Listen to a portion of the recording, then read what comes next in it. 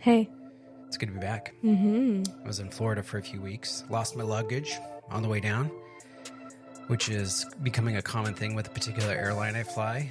And I should learn my lesson. I really need to pack an extra pair of skivvies. Hello and welcome to the Resilient Lineage podcast, where we reflect on the past, anticipate the future, and discover what God is up to today. My name's Olivia. And I'm Milo. And I recently lost my luggage. So it was crazy. I went down to Florida for a couple weeks to do some training, to provide training in light of my job. And we flew out on a Sunday, and I got to the airport an hour and a half before our flight flew out. And it took me an hour to get through just to check my bag. Not to go through security. It took me an hour to check my bag. And as a result, I missed my flight. And then my bag got separate. It was just an absolute nightmare. And this was before any of the software glitches stuff happened recently that caused all the airline delays. So here's a pro tip. Always pack an extra pair of underwear and t-shirt or shirt or something like that in your carry-on. Because you never know when you're going to get your luggage. So fortunately, it showed up the next morning and I was able to get it, but I felt pretty gross. Yeah. So welcome to Travel Tips with Milo and Olivia Curtis. Mostly Milo. No, we're not. What are we talking about today, kiddo? No, so the big theme for today is how do you align your expectations with God's leading? So I was down in Florida. Yeah. And then the week before that, I was at camp. You were at camp. So we haven't sat down and in done a podcast 3 weeks. Yeah, in quite a while because you were gone, then I was gone. And so we kind of batched up and stacked a bunch of the podcasts so that they could come out every week. But now I'm back, you're back. And while I was gone, I would get these text messages. Hey, can you talk right now? Which is rarely am I able to just say yes. Usually I have to be like, hold on, let me adjust some things. Yeah. So we chatted, and you were rather distraught.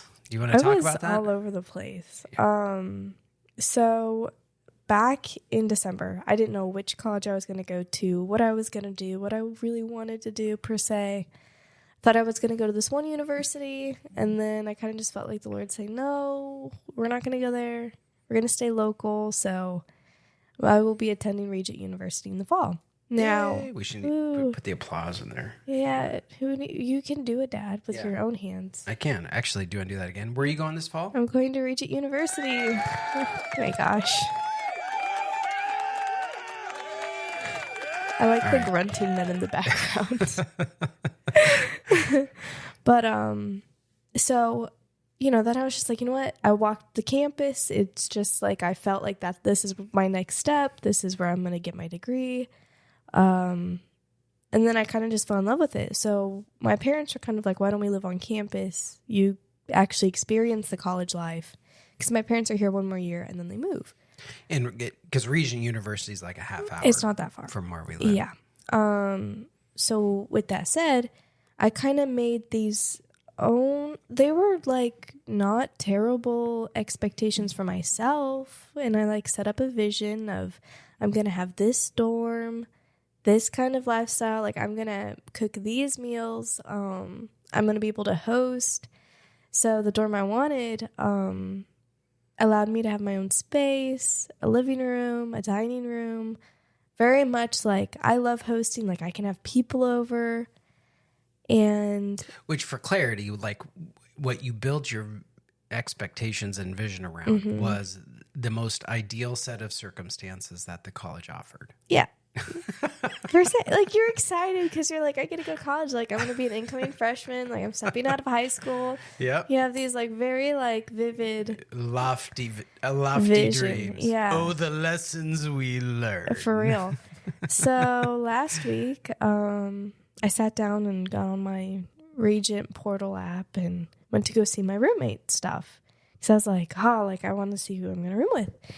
And the dorm I wanted was not the dorm I got. And I was actually furious. Before I even talked to any counsel of either of my parents, I called the school And I was hot. Like, I was livid. So they were like, you know what? You didn't register to have roommates, like specific roommates. So we didn't have anywhere to put you. So we put you in this dorm. And I was, again, livid. And I was like, is there anything you can do? They're like, oh, all roommates are final. So, the dorm I got does not allow me to have my own room, does not allow me to have a good dining room, does not let me have a good flow to host well, in my opinion, like my vision of well. Yeah. And I was ready to call. I was talking to Mom. Mom was like, like, if this isn't something you want to do, like, we can talk to your dad, and if you just want to live at home, like, that would be great, and I'd be less lonely. And I'm like, yeah, this is great, Mom. Like, let me just live at home. And I called my dad, and my dad's like, well, it's better to go to Regent and say, you know what, like, experience what it is, and then if it's not what you want, then you can back out, versus you stay at home and then wish you lived on campus. I was like, that's true.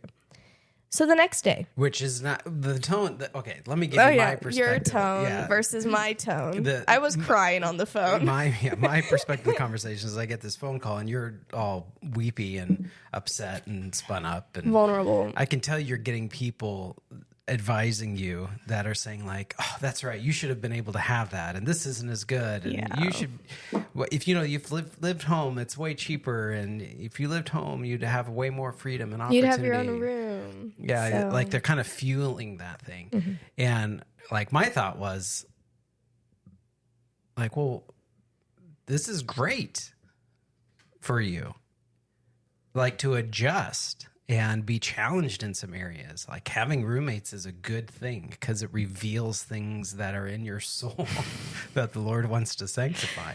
Yeah. And so I kind of looked at it as like, all right, I don't know what the downside here is.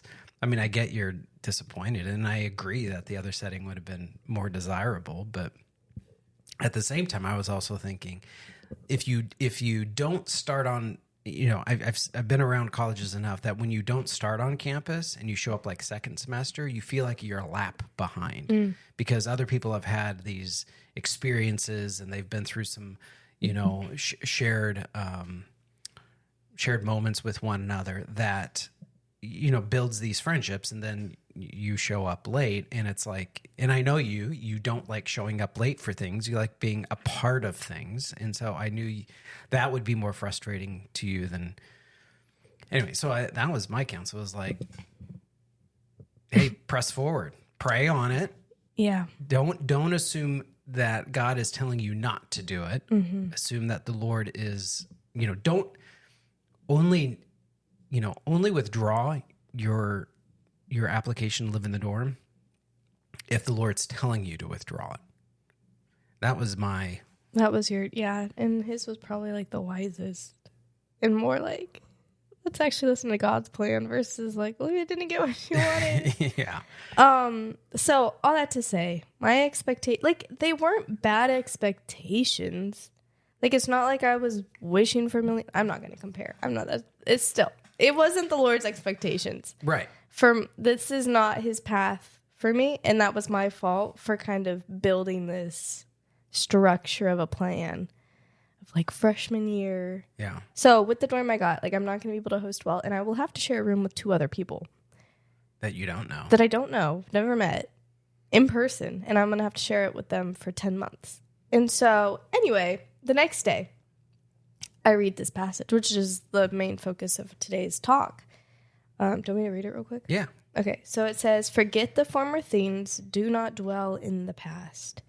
See, I am doing a new thing. Now it springs up, do you not perceive it? I am making a way in the wilderness and streams in the wasteland.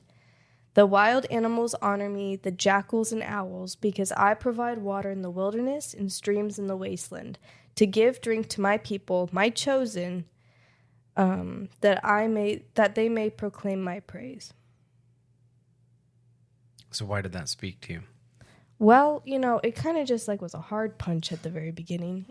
It says, forget the former things. Do not dwell on the past. See, I am doing a new thing. Instantly. Like, I didn't really, well, I was listening to a sermon and then they had this. I was trying to figure out where I heard this verse. And instantly I kind of just. You said it was Mike Ashcraft, right? Out of Port City Community Church. Which was a church we attended when we were in North Carolina. Yeah, and I like woke up the next morning. I was like, you know what should I do today? And I like had this idea like, oh, why don't I just watch a sermon from my old church that I've not listened to on my own in like 2 years. And so I just like that hit so hard because I was dwelling so much on my vision, and I I was so frustrated even the next day that I didn't get what I wanted. And the Lord, like that line, see, I am doing a new thing. This is not Olivia's thing. This is a new thing that, all is that you get this room with these 2 girls. That's all you know. And the ministry you thought you were going to have is not the ministry you're going to have this semester. So, and just like, see that I'm doing a new thing. Now it springs up. Do you not perceive it? I'm making a way for you in the wilderness and streams in the wasteland.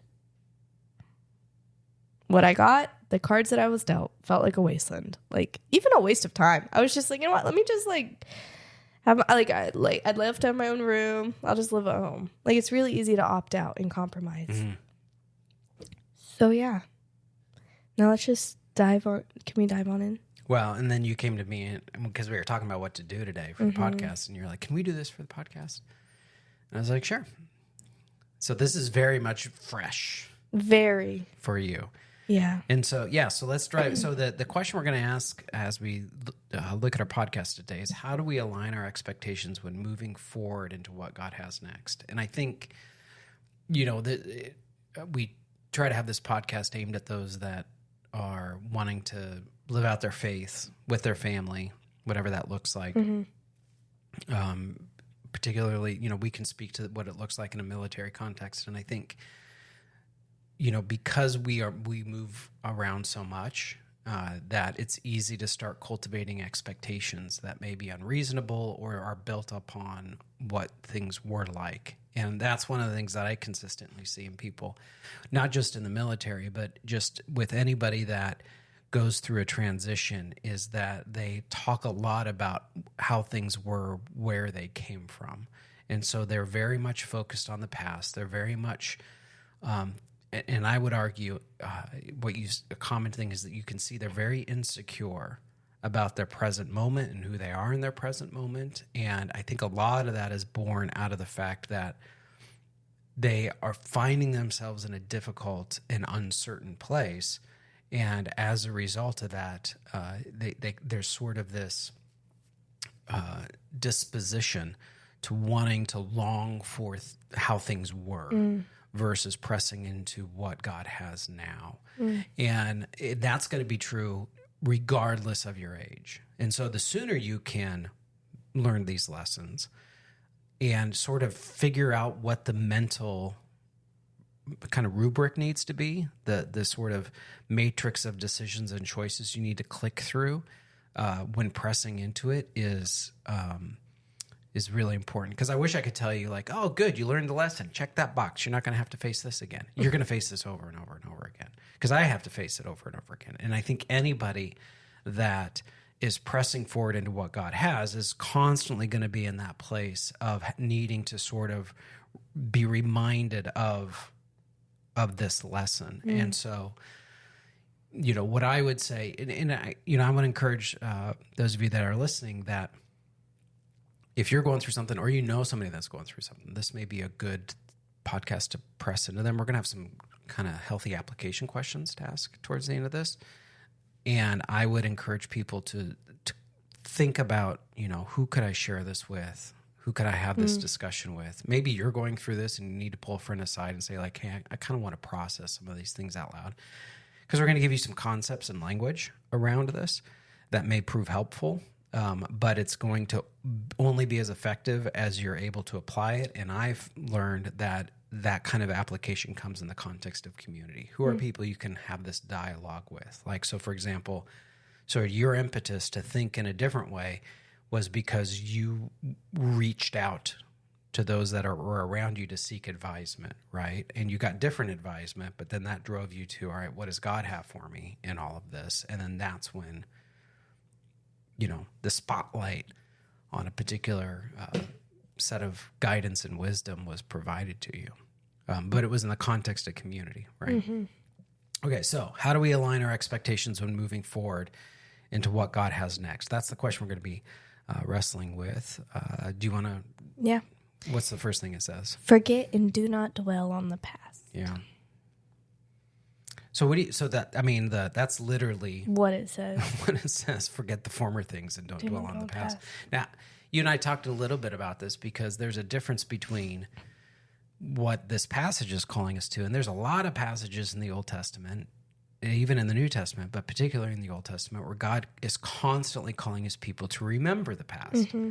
And so where do you think that tension is between forgetting the past and remembering the past? Do you know what I mean? Yeah. I think because I was definitely thinking about that, doing my own notes for this, but it's really heavy on the dwell. Now, remember is like good for reflection, but when you forget, it causes you to step out of the dwelling stage and kind of just move on from that. Because it really determines like how you perceive things.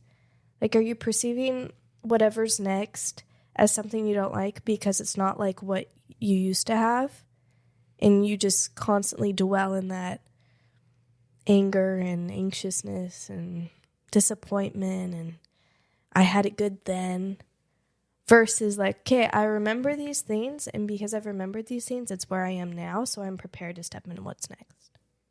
I think, if that like answers your question. Yeah, and I think too, it's Isaiah writing Israel, and Israel hasn't exactly been obedient to the Lord, right?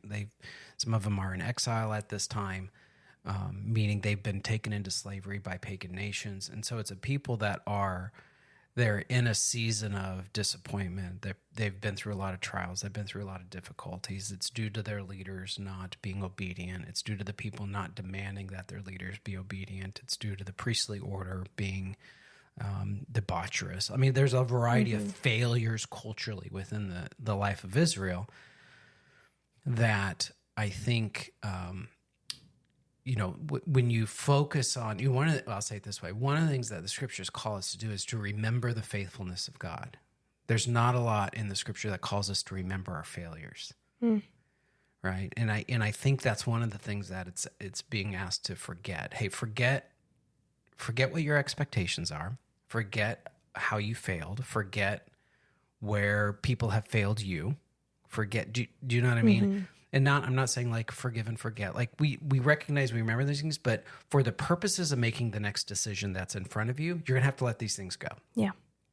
You're gonna have to cut that stuff loose so that you can press forward. And I think a mental discipline that people have to practice when stepping into what's next is they have to, the minute you start thinking, yeah, but you forget it. Move on. Well, back when, stop, forget it, move on. Now, if it's different if you're remembering the faithfulness of God and leaning into the provision of God and leaning into how he has, that's evoking a sense of confidence, and that's evoking a sense of boldness and conviction to move forward. That's one thing. But it's something different if there are thoughts that are keeping you from pressing forward into what God has next for you, those are the ones that you need to forget. If they're giving you excuses to hesitate, if they're giving you excuses to be disobedient, if they're giving you excuses to make alternative choices that, it maybe in the scheme of things, it doesn't look immoral. It doesn't look like you coming home, like take your situation. If you made the choice to not stay at the dorm and you chose to come home, that's not a moral decision necessarily. but it's not necessarily, it's also not the decision that the Lord may be leading you into. So people on the outside would look at it and go like, oh, that makes more economic sense. And his parents are right there and they've got a good relationship and this makes all the sense in the world. Nobody's going to challenge you on it. But in your soul, you'll know, maybe I'm making this decision for something other than to pursue Christ. And that's the thing that has to be challenged is what is within me here that I need to kind of investigate and go, all right, what do I need to have a short-term memory on? It's like, goldfish supposedly have like a 5-second memory or what, I don't know. It's like super short. Right. And, there's this phrase like, think like a goldfish. Like, yeah, you screwed up. Okay. Got it. Think like a goldfish. Forget it. Move on. Forget it. Move on. Like just press towards what's next. Okay, so that's the first thing. So how do we align our expectations when moving forward into what God has next? The first one is forget and not dwell on the past. Yeah. Second one, oh, look at us. Be present in the moment. And that comes from verse 19. Actually, we're actually in Isaiah 43 verses. Oh, did we not reference 18 through 21. Yeah. No, I kind of just read it. So verse 19 says, "See, I am doing a new thing. Now it springs up. Do you not perceive it?" So yeah, be aware and not dwell in the present. Pick where you're dwelling. Like God tells us to dwell, but just dwell well. Like dwell well. Dwell well. The Dwell Well podcast with Milo and Olivia. Oh, with a white noise in the back.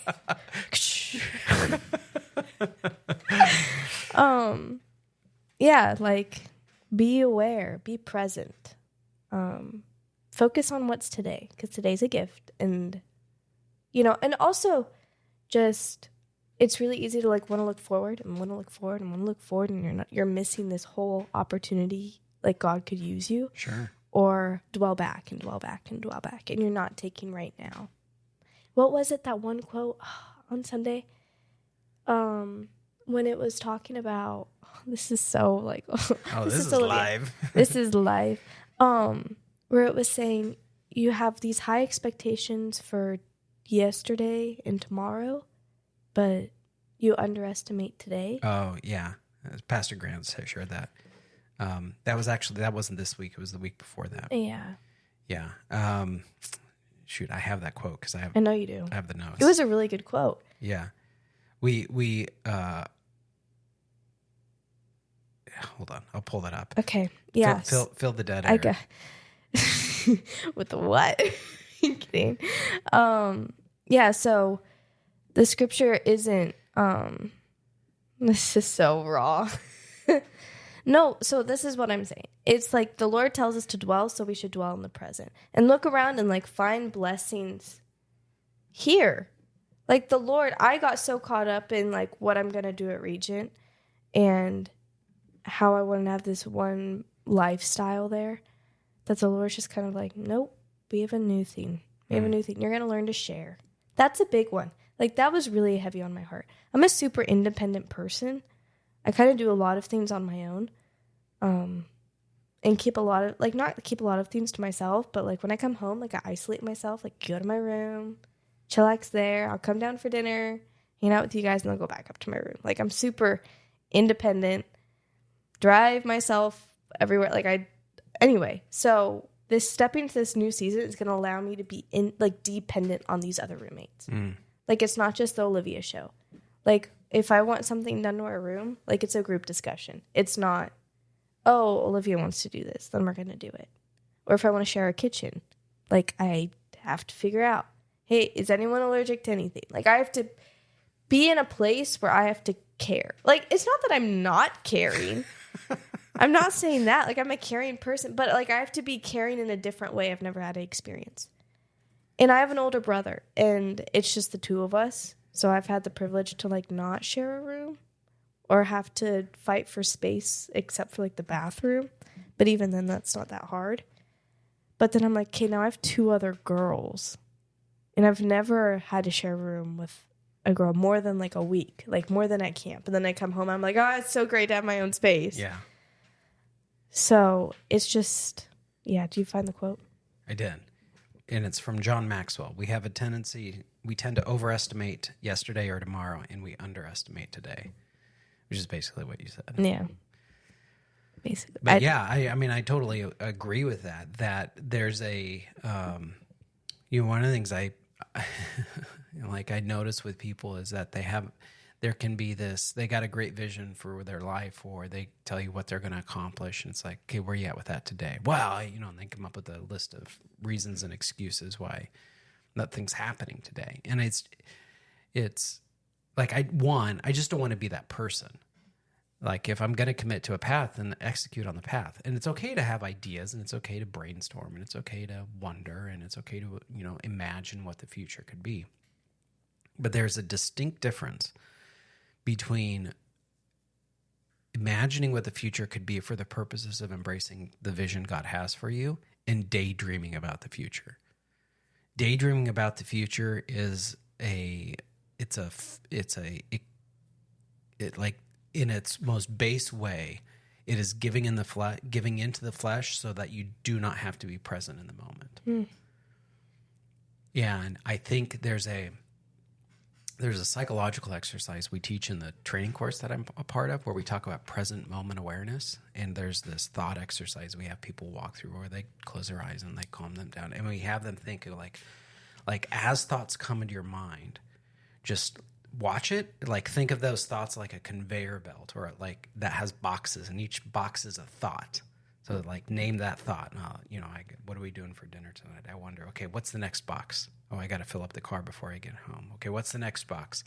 I got to be remembered. I got to pay that bill when I get home. What's the next box? I haven't talked to my parents in a while. I need to be able to do it. What's the next box? And you just sort of like, you're aware in the moment of what, so you don't grab a hold of a particular thought and then go with it. You just sort of, as they come in a non-judgmental way, you recognize it. Yep, that's a thought. And then you let it go.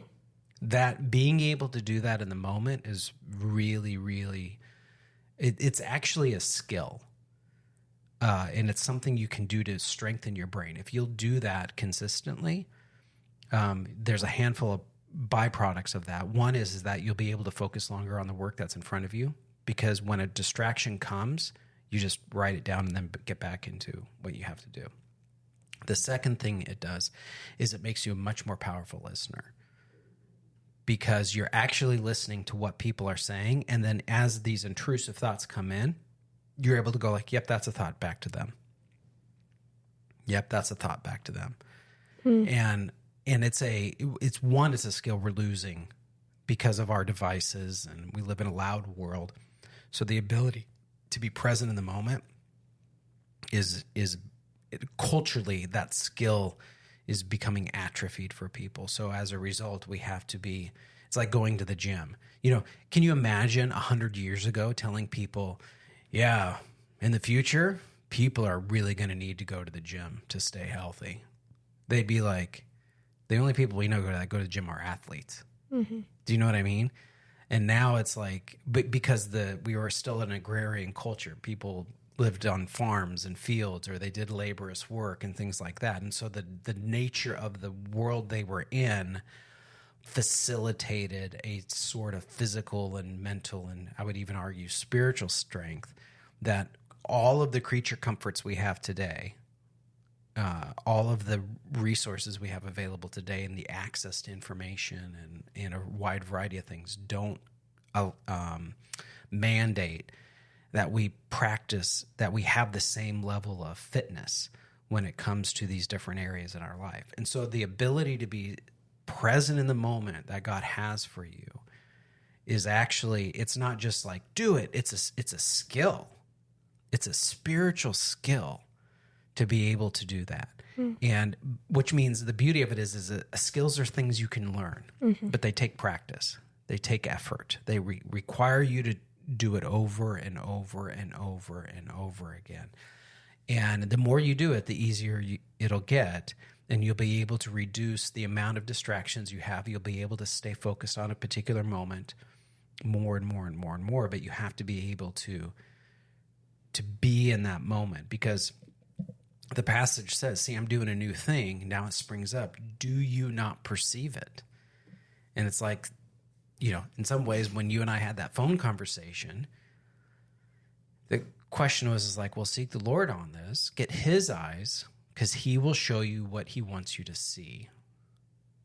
But if you're focused on what you're not seeing, that you were hoping for, you're not going to perceive what he does want you to see.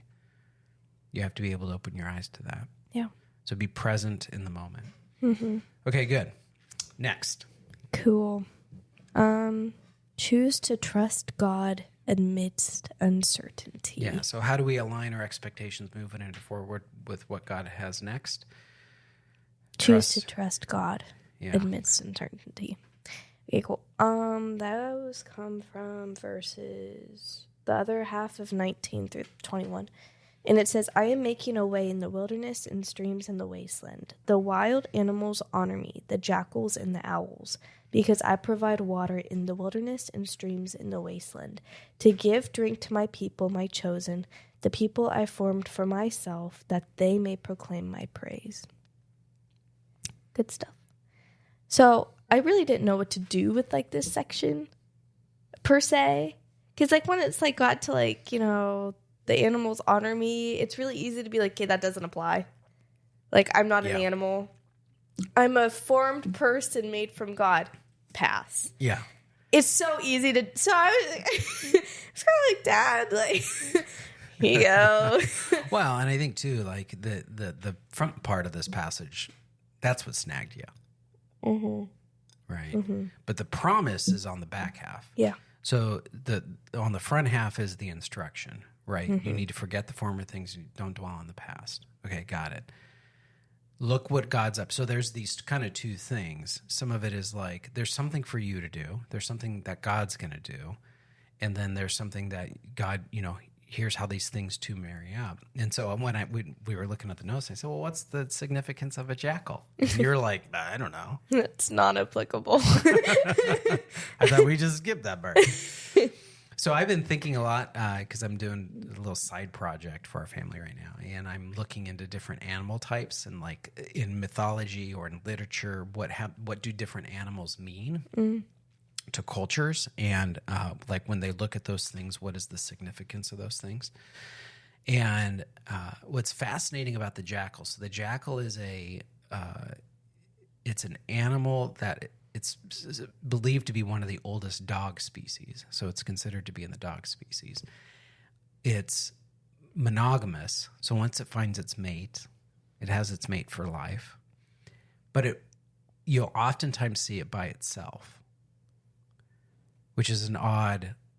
So when you see it by itself, it doesn't necessarily mean it doesn't have access to community. It just means all you see is it by itself. And if it runs into trouble or it needs help, it'll yelp or howl, and its family will show up. Because they're far enough away to be able to hear and support one another. Isn't that interesting? This other thing I saw was that when they go to hunt, they will... there was this one thing I saw where it was a jackal that was hunting seals on the beach. And as it got closer, the seals could sense its presence. And seals can be vicious animals. When a seal sensed its presence, it would, turn and snap and walk, cause the jackal to run away. So what the jackal did is it figured out where these seals were on the, so the seals are on the beach, but they're kind of moving around in different stuff. And it went over and like rolled in the sand where the seal's musk had been real heavy, so that its scent would be disguised by the seal scent, so that it could get closer to the seal and then be able to catch its prey. That's so interesting. Isn't that bizarre? Yeah. One is like, just again, creation is just spectacular. I bring all that up because it's, the Isaiah, the prophet, is, when he writes, he says, the wild animals honor me and the jackals and the owls. Like, that's just not like thrown in there. Like he picked two names and we'll just go with these. It's like they're picked on purpose. And I think when you think about the jackal, it's this animal that it appears alone, but it's never alone. Hmm. It's this animal that it's adjusting to its environment. It's an animal that it's very much it's a herbivore as well as a carnivore, so it can eat off of both in the land. It doesn't just require meat, or it just doesn't require herbs. Mm-hmm. So, which means it's able to take advantage of the moment that's in front of it, which comes back to like, how do we live in the present moment? Well, what's available to you now? What has the Lord provided to you now? It might not be to your liking, and it might not be what you had yesterday, but guess what it is? It's what you have available to you today. Mm-hmm. And so I think when Isaiah is saying, be like the like how God takes care of the jackal. You see how the jackal does that? See how the jackal actually thrives in this environment? He's not just getting by. He's thriving in this environment. Be like that. And then the second animal is the owl, which is a nocturnal animal. And generally speaking, when is life most dangerous? In the day? No. Night? In the darkness. But the owl thrives in the night. But the owl thrives in the night. So that place where you feel the most vulnerable, that place where you are most intimidated by, is the place the Lord goes, but I've actually designed you to not be intimidated or bewildered by that moment, but actually to thrive in that moment. To be able to see in the dark of night, be able to see how I've provided for you. Even darkness is not going to separate you from what I have for you. Yeah. Isn't that fantastic? Yes. I'm glad you took that. I did not get any of that when I was like, the animals. Just go to the next verse. Like, you have Disney characters popping up in your mind. Oh, little jackal. Hello, owl. But I mean, I like that. Those are really powerful images. They are. So like, what feels dark? And where do you sense that, man, I'm okay when the light's on. I'm a little terrified when it's dark. I'm okay when I see exactly what I need to eat, but when I see something I have to pursue or I have to adapt to my environment, like, I don't want to adapt to this. I want to get out of this. I'll be like the jackal. Do you know what I mean? Like, there's this, because just as the Lord equipped them to be in that environment, he's equipping you to be in that environment. Now, he talks about, Isaiah talks about how God's going to provide waters in the wilderness and streams in the wasteland. And this is actually the Lord speaking through Isaiah, right? So these are the promises that he will nourish you in unexpected places. And it might not be all you want, but it'll be enough to meet your needs. It'll be enough for you to be able to navigate the day that's in front of you. That's good. Other thoughts? One of the things that, to kind of just, the next half of that verse says, because I provide water in the wilderness and streams in the wasteland. I think it's, and this is what, Pastor Mike Ashcraft also said, was that you can kind of look at the season of like, okay, I know I'm about to step into the wilderness, but life's going to be better outside of the wilderness. Like it's like, I'm not in the wilderness now, and I know I won't be in the wilderness forever, so all the hope will be outside of it. And then that's when there's like a lack of preparation and equipping before you like step into this season and being intentional with this season. Or like even with this, like it says, I will provide water in the wilderness, not outside of it. Yeah. But like in it, where it like has a foundation, and there's other people that rely on me in this too. Yeah. So I think like just the visual of like it in it, or even like in the wasteland. Like a wasteland doesn't sound fun. No, because it's generally not. Yeah. Well, I mean, we look at it because of what we compare and contrast it against. It's true. And the wilderness in the scriptures, it's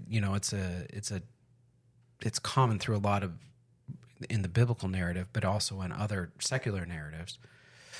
the wilderness, the desert, this it's just not necessarily barren, but this uncomfortable place it's a place of sanctification. It's a place where the Lord kind of works things out in your soul that he can't do any other place.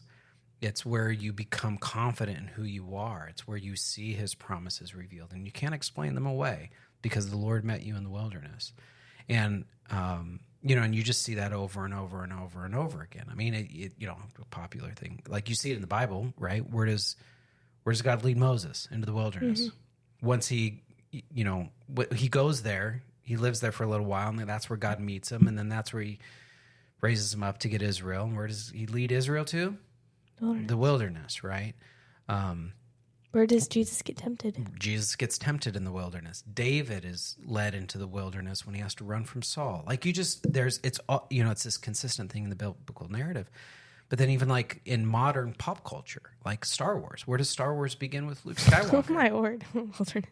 It begins in the wilderness. No, I mean, literally, it's this place that is barren, where the unexpected, where, nothing good comes from this place, which where have we heard a line like that before? In the Bible, it's like, who's this man? Oh, he's from Nazareth. What good comes from Nazareth, right? I mean, there's a similar line. So it's this motif that's wrought throughout literature, which is a lot of that is intended to articulate the journey that we all have to go through in order to be victorious. So you even take the Lion King cartoon, right? That it's, here's this pride land, and then when what's Mufasa dies, and what's the son's Scar name? or is it? I want to say Simba. Yeah. We don't watch that. Yeah, but I mean, but even that, like when Simba leaves, right? He actually finds himself in an oasis. He finds himself lured into what is comfortable, but he's not living like a lion. He's actually becomes kind of soft because he's eating, but he's living like something other than how lions are intended to live. And so even though he's comfortable, even though he's in a place of where there's plenty of water and he's got good friends, he is not living out what he was designed to be. And actually what calls him back, it's another lion. Yeah. It's a female lion. It's the voice of the mother. It's the voice of the female. It's the voice that says, no, you are destined for greater things. No, this is not where you belong. You belong somewhere else. And what Simba has to go through is he has to go through a journey of admitting that, because he thinks he killed his father. Remember that? So he has to face his guilt, and he has to face the shame. He has to face the truth. And as he comes back, in order for him to face all of those things, what does he have to come back into? He has to go into the wilderness because Scar has ruined everything, right? So everything is lacking. So he goes from a place of plenty to a place of lacking. And by doing that, he's able to press into becoming the person he's supposed to be.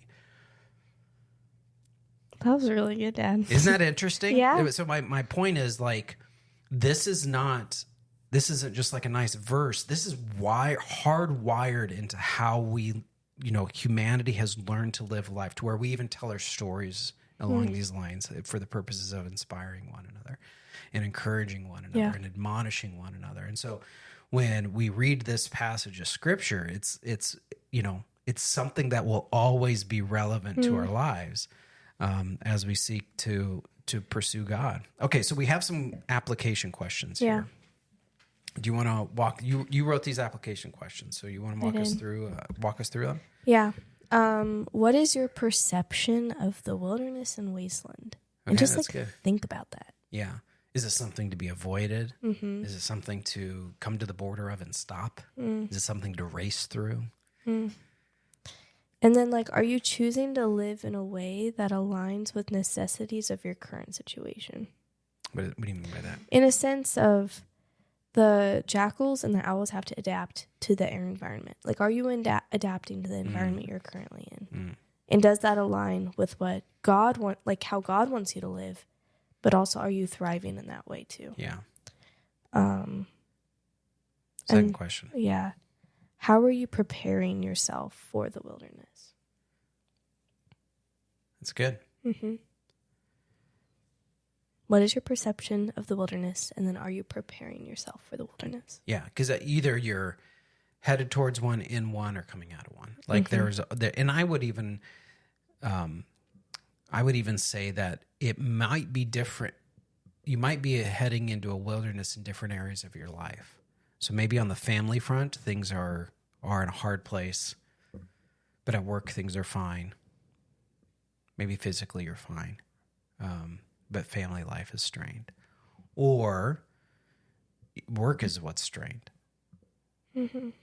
And it's difficult. Maybe you got laid off, or you don't know what to do next, or you feel stuck in a loop. And do you know what I mean? But your family life is strong, or maybe it's all of it, right? But the point is that I think this can be your life as a whole, but it could also be different areas of your life. Yeah, that it can seem, but it's not. It can seem barren. The other thing I was thinking too is, years ago, a mentor of mine, Tom Lorimer, who is a professor at Kentucky Mountain Bible College.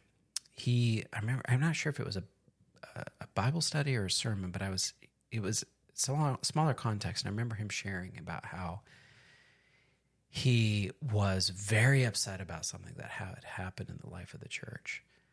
And because he was pastoring a church at the time,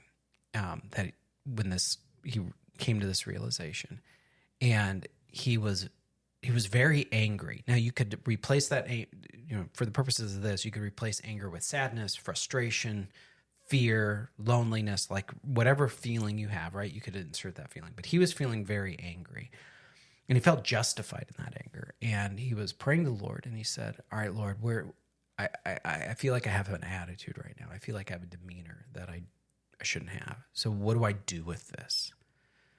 Because I'm not sure what the situation was, if he had been wronged or somebody had, but what it was, but he felt justified in it. And the Lord pointed out that his anger was born out of frustration.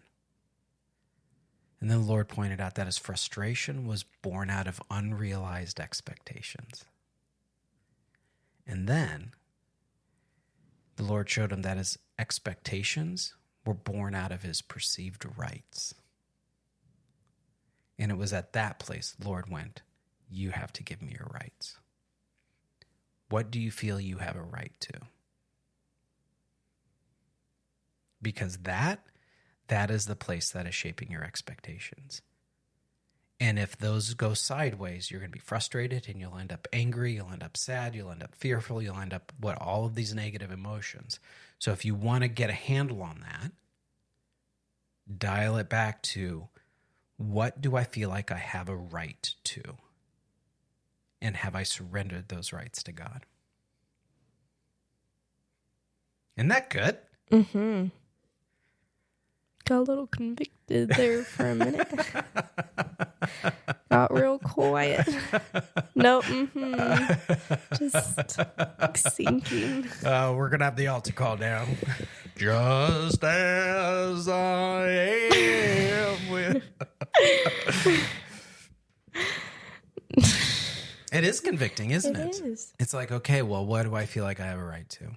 And at the end of the day, do you know what God asks me to surrender? All my rights.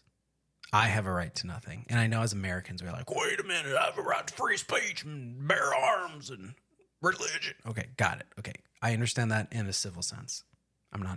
That's one thing. But within the context of the kingdom of God, you have a right to nothing. Because we are, apart from God, we're sinners. Apart from the redemptive work of Christ, we are deplorable. Apart from the redemptive work that he wants to do within our souls, we are horrible. We have a right to nothing. If we have anything, it's because of what Christ has accomplished for us. And as a result, it becomes a gift that we can step into. And if I live in that place, when I see a stream in the desert, it's a gift. Do you know what I mean? It's something to be, because like we didn't really get there, but the last part of this verse is, and the people I formed for myself, they will proclaim my praise. When you live in a place where all of your perceived rights are surrendered to the Lord, when He provides, you praise. You just glorify Him. Yeah. All right. Any closing thoughts here, kiddo? Give yourself permission to notice things without knowing how to understand it. That's good. I'll just leave it there. All right. Well, thanks for listening today. Yeah, thanks, guys. You can share, follow, rate, and review this podcast. We've kind of plateaued. I don't know if people are rating and reviewing this like they should. I think somebody else should be sharing a little bit more aggressively online. I'll be more aggressive. Yeah, I've been challenging Olivia she on that. Really has. Yeah, so really follow our example. If you're on Facebook, you can find both Olivia and I there. If you're on Instagram, you can find us both there as well. I'm under Milo Curtis. Olivia is under olivia.grace_28. I'm on x.com. So if you're into that, you can also sign up for our newsletter where we send out periodic updates. You can do that by visiting thisresilientsoul.com. If you want to reach out to us individually, you can do that by emailing us at hello@thisresilientsoul.com. We're always looking for ways to deepen the quality and expand the impact of this podcast. So if you have some ideas on how we can do that, we welcome your input. Please. We hope that your summer is going great. It's the summer when we were recording this. Olivia starts school pretty soon. I start school again. We'll maybe talk about that in future podcasts. Some transitions we're going to be facing as a family. But anyway, we're grateful for you guys and your friendship, and we hope that you're discovering what God has for you, even if that means stepping into the wilderness. Have a good day.